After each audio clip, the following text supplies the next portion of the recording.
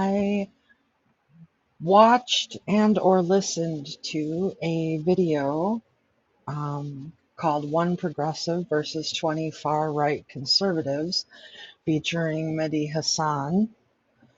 I watched the whole thing, and here's what I have to say.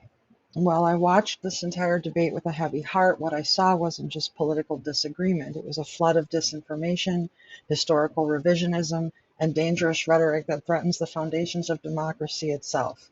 This is my response, grounded in facts, psychological insight, and concern.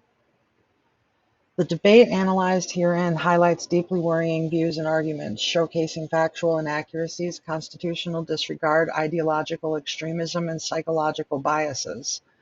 Such rhetoric, particularly when espoused by influential political figures and their supporters, poses a significant threat to democratic governance, civil liberties, and societal harmony. Understanding and confronting these ideas through empirical evidence, constitutional principles, and psychological insights is essential to safeguarding democracy, protecting freedoms, and promoting collective well-being. The video itself runs over an hour and 40 minutes, and every minute of it is heavy, uncomfortable, and at times alarming. It is factually correct that Donald Trump issued a blanket pardon on January 20th, 2025 to roughly 1,500 individuals convicted or charged in connection with the January 6, 2021 Capitol riot. This broad pardon included individuals convicted of violent offenses such as assaulting police officers, using deadly weapons, causing severe injuries. Notable examples include David Dempsey, who was sentenced to 20 years for assaulting police with dangerous objects, and Daniel Rodriguez, who tased Officer Michael Fanoni and caused a heart attack. Contrary to arguments made in the debate, Trump's pardons did not selectively exclude violent offenders. Official documents and DOJ data confirm that virtually all January 6 defendants, except for 14 militia leaders who received commutations rather than full pardons, were pardoned comprehensively. Claiming Trump is, quote, pro-crime because of these pardons conflates action with intent. Pardons are constitutional power, often used politically or ideologically, not inherently indicative of personal support for criminal behavior. While Trump's decision to pardon violent January 6 defendants can be fairly critiqued as irresponsible or politically motivated, labeling it as explicitly pro-crime involves subjective interpretation of intent rather than objective policy analysis.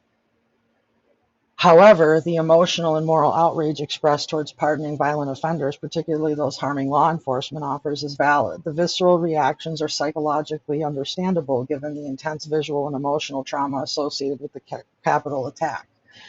Yet, equating pardons directly with being, quote, pro-criminal simplifies a complex political strategy likely aimed at maintaining electoral support and loyalty among his political base. The claim that the January 6 rioters' actions were justifiable as protests. The suggestion that violent actions on January 6 were simply peaceful protests facilitated by police is false. While some officers were overwhelmed or did not immediately resist due to confusion, extensive video evidence, testimony, and court findings demonstrate systematic violence against law enforcement, forced entry, and intent to obstruct democratic processes. The assertion that these acts were justified due to perceived electoral grievances reflects a psychological phenomenon known as motivated reasoning, wherein individuals rationalize clearly harmful behaviors by aligning them with deeply held beliefs or grievances.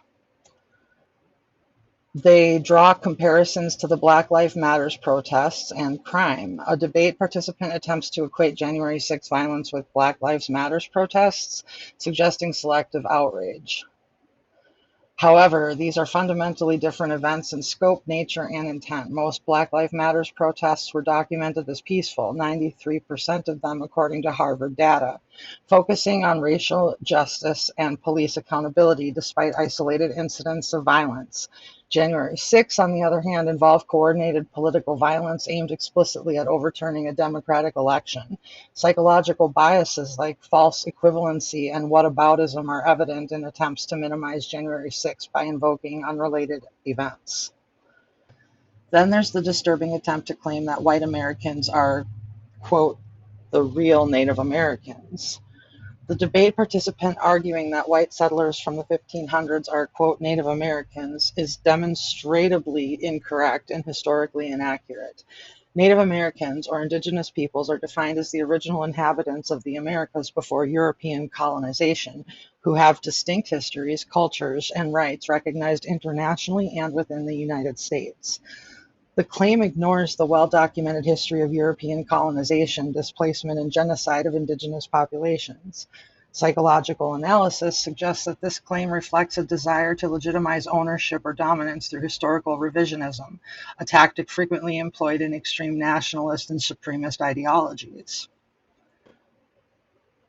The claim that Donald Trump pardons financial and white-collar criminals. The debate accurately notes Trump's controversial pardons of high-profile financial criminals like Paul Walsh, who committed extensive tax fraud. These pardons drew bipartisan criticism for appealing to prioritize wealth and privilege over accountability. While legally within presidential authority, the pardons undermine the claims of Trump's commitment to law and order, highlighting a psychological dissonance between professed values and actual behavior. The pardoning of such individuals indicates a pattern favoring personal relationships or financial status rather than principled legal judgments. Donald Trump's documented actions include attempts to suppress media access and speech, particularly exemplified by banning the Associated Press from the White House events, a direct infringement on First Amendment rights, as confirmed by Trump-appointed Judge Trevor McFadden. Trump's consistent labeling of the mainstream media as enemies of the people represents a deliberate strategy to delegitimize independent journalism, undermining public trust in credible sources and facilitating disinformation. Freedom House 2023 categorizes such strategies as hallmark tactics of democratic backsliding. While the speaker argued that Trump had the right to criticize media, actively punishing media entities through access restriction constitutes a First Amendment violation, as affirmed by judicial precedent. Trump's behavior toward the media reflects psychological mechanisms of cognitive dissonance management and authoritarianism. Labeling critical media as fake allows his supporters to dismiss conflicting information, reducing psychological discomfort from holding contradictory beliefs about Trump's action versus democratic norms. Additionally, Trump's administration attempted unconstitutional deportations, notably of American citizens without due process, directly violating the Fifth and 14th Amendments. On April 2025, a ruling by another Trump-appointed judge explicitly states that deporting American citizens without due process is unconstitutional, underscoring Trump's disregard for constitutional mandates. Empirical research robustly supports the assertion that immigrants positively contribute to American society economically, culturally, and socially. According to the U.S. Bureau of Labor Statistics in 2024, immigrant populations significantly boost economic productivity and fill critical labor shortages, particularly in agriculture, construction, hospitality, and technology sectors. Contrary to the claims that immigrants negatively impact job availability, data from the Congressional Budget Office in 2023 reveals immigration has minimal negative effects on employment rates among native-born citizens, and, in fact, creates additional jobs through increased demand for goods and services. The speaker's claim about unemployment due to immigration lacks factual support. The unemployment rate under both Trump and Biden reached historically low levels, which undermines the claim of immigrants causing widespread unemployment. The narrative presented by the anti-immigrant speaker is indicative of scapegoating, a psychological mechanism often exploited by populist politicians. Scapegoating immigrants arises from an underlying anxiety about economic insecurity and cultural change, redirecting frustrations towards marginalized populations rather than addressing systematic economic policies or corporate policies. The anti-immigration sentiment expressed in this aligns with zero-sum thinking, the psychological misconception that gains for one group necessarily equates to losses for another. Psychological research emphasizes that this flawed perception arises more from psychological biases and misinformation rather than economic realities. Connor's open advocacy for fascism and autocracy directly conflicts with democratic principles and human rights frameworks. His defense of General Franco and refusal to condemn Nazi atrocities against Jews represents an egregious denial of historical facts, extensively documented by historians and genocide researchers. Connor's position that democracy should only exist temporarily to facilitate the rise of autocratic rule is fundamentally antithetical to the constitutional democracy and human rights principles embedded in the U.S. Constitution and international human rights law. Connor's perspective embodies extremist ideologies characterized by rigid in-group versus out-group division, authoritarian submission, and aggression towards perceived enemies. Psychological research on authoritarian personality identifies such traits as predictive of extremist and anti-democratic attitudes, often driven by fear, insecurity, and identity crises. Trump also publicly entertained the notion of a third presidential term, which clearly violates the 22nd Amendment restricting presidents to 2 terms. Trump's public musings about extending his presidency beyond constitutional limits demonstrate a pattern of disregard for established legal frameworks and democratic norms. Trump's behaviors demonstrate authoritarian tendencies, including hostility towards constitutional checks on executive power, exemplifying authoritarianism characterized by diminished tolerance for dissent, and increased attempts to centralize authority. Psychological studies correlate such behaviors with narcissistic personality traits and a preference for autocratic rule over democratic governance. The rhetoric and arguments presented in this debate underscore profound dangers inherent in misinformation, ideological extremism, and authoritarian tendencies. Such thinking threatens not only democratic governance and constitutional integrity, but also undermines societal trust and cohesion.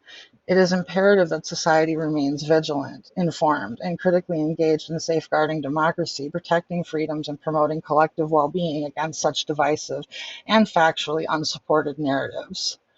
This kind of rhetoric doesn't live in a vacuum. It spreads. It fuels real-world violence. It justifies systemic injustices. It emboldens people who think cruelty is strength. It thrives on ignorance, stokes the fear of the other, and silences empathy. When people proudly promote fascism, deny atrocities, and mock the vulnerable, we are not just watching a debate. We are watching the erosion of our shared humanity, and we have to call it what it is: dangerous, dehumanizing, and utterly incompatible with democracy. Thank you for watching. Sorry, it's kind of all over the place. The debate was kind of all over the place. So, yeah, thank you for joining me, for sticking with me. Be sure to do your research. I love you. Bye.